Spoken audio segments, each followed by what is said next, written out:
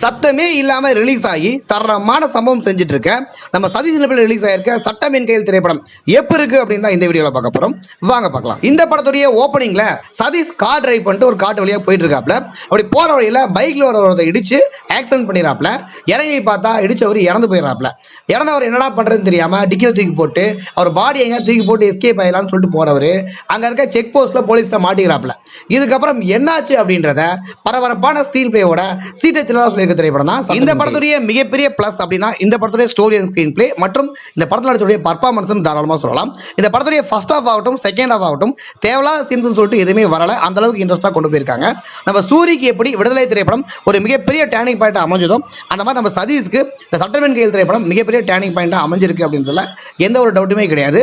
மொத்தத்தில் இந்த சட்டமேன் கையில் திரைப்படம் பார்த்தீங்கன்னா தேர்தலில் போய் உட்காந்து பார்க்க ஒரு ஒர்த்தான கிரைம் த்ரில்லர் மூவி தான். சட்டமேன் கையில் திரைப்படத்துக்கு எங்களோட ரேட்டிங் பார்த்தீங்கன்னா 4 out of 5.